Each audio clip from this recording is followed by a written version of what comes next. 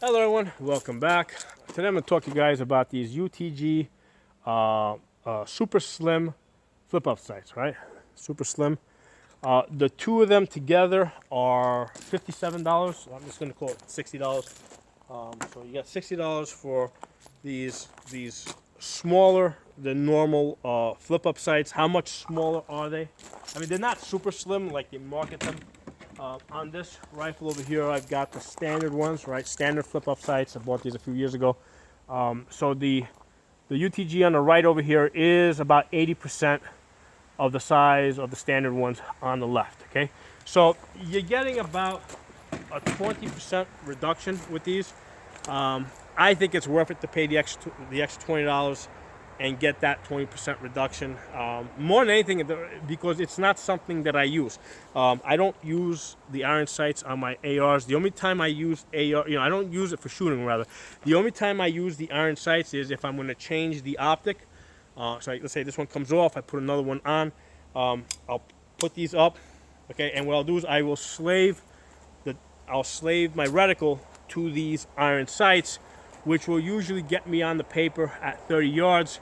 I'll take a couple of shots. Usually at 30 yards, I want to come in 1 inch low of the bullseye, which will give me a 50-yard zero. So then I go out to 50 yards, put a couple of shots out there, make a couple of adjustments, and I'm at, I got a 50-yard zero.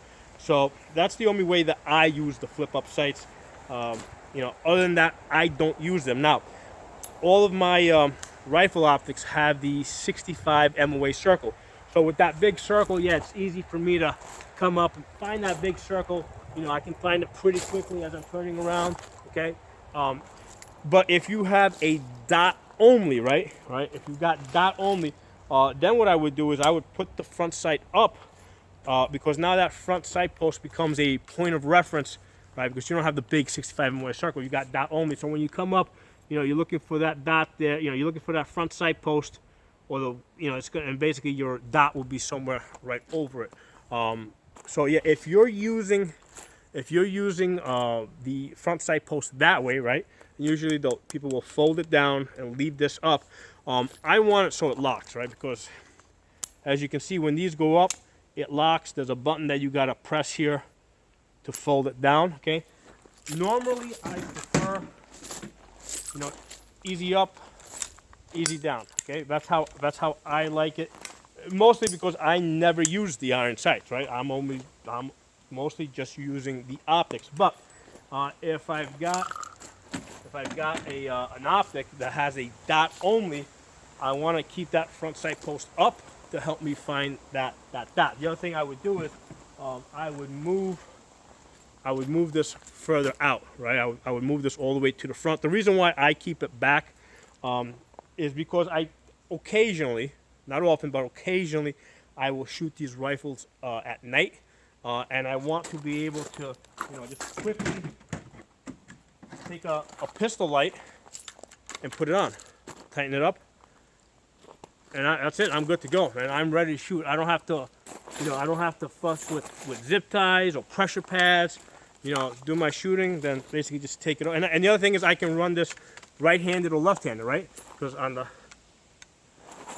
I can also run it to this side, right? Come up to that side. Okay, so if you have it on just on one side, I'd have to put like a 3-slot M-lock rail, then put a rifle light on there. If I'm using the button, I can only have to decide if I just want it on my right side or my left side. Or if I want to be able to use it from either side, then I got to put a pressure pad on top that I can press it, with either side. So, and yeah, that's how I have my home defense rifle set up, right? But on these guns that I only occasionally shoot at night, I just want to be able to quickly get the pistol light on there and get it back off when I'm not using it. So that's why I keep the front over here clear. And I pull back the front sight over here, which again I only use just for zeroing in my optic if I change it. Okay, that's the only time I use it. Now some people will put, let's say, a 3-slot rail over here, and they'll mount the pistol light down here. I've tried it. I don't like it so much. I do have the 3-slot rails here. I have it more as an anchoring point, so I'll put my hand there, and that will help me, consistently get to the same place all the time. So I kind of use that as a really, some people have like an angled grip, so I use this kind of like as a really small, thin angled grip that just allows me to consistently get my finger at the same place all the time. Okay, so that's why I keep my front sights further back. I like being able to put pistol light in the front when I want to use it. But going back to the flip up sights, okay? Let's compare. We already compared. Which one is it? We already compared the UTG to the standard one, right? And we said it's about 80% of it, okay? And the price differences. This one was about $30 to $35. This one's about $55 to $60. So basically, you're paying an extra $20 for a 20%, size and weight reduction. Now, compare it to the Magpul low profile ones. The big difference, right? Let's compare it to the standard. So if you're comparing, let's say Magpul low profile on my right, standard on the left. Okay, yeah, that's about 40% smaller. Okay, actually 40% of it. So it's 60% smaller. All right, it's about, it's a pretty big size and weight reduction. Okay, so this is 40% of what I would call the standard size, but the pair, the two of these together, cost $200. Okay, which I think is insanely overpriced. I don't recommend it. It's kind of silly that I bought it, but I did. In fact, I bought it 3 times. Okay, I got three pairs. Now, the reason why I did it is because at the time I was running a pistol optic on this AR pistol. I wanted to keep everything thin and small and light, and my mind was just kind of locked into that mentality. And then after shooting it that way for a year, I said, let's throw on this 510C. Which is, there's the Holosun 510C, which is about the size of an EOTech. And as soon as I put people on this gun, I saw that they were on target so much faster. They were learning so much quicker. And I said, okay, even though I liked the way the pistol optics looked on the shorter rifle, the bigger window is just better. So the small optic came off, big one went on, and I just kind of stayed with the front sights that I had bought for it. Okay, so that's how I ended up with these $200 Magpul low profile sights. Don't spend your money on that. Okay, that's definitely like absolutely something that you don't need. That's really not going to help you. I think it's efficient to spend the extra $20 on these UTG ones, right? So you spend the $60, and you get, they're a little bit smaller, a little bit thinner, 80% of standard. I think you'll be pretty happy that they look pretty cool. They got these nice little cutouts over here, so they do kind of have a cool look to it. Okay, they do lock in place. Okay, I personally don't like that feature.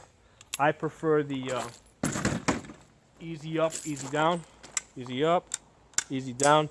But again, I normally don't use these. I don't flip them up.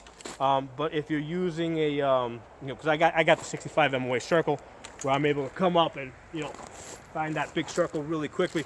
If you're using an optic with a dot only, yeah, you need that point of reference. So you want something that, not this one, this one.